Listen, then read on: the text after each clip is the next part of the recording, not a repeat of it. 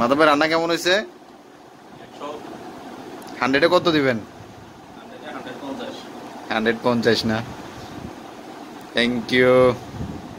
সব শেষ করতে হবে কিন্তু। আমরা এই মুহূর্তে জাহিদ ভাইকে খুব মিস করতেছি। এই মুহূর্তে না, আমরা ইফতার থেকে শুরু করে এখন পর্যন্ত জাহিদ ভাইকে মিস করতেছি।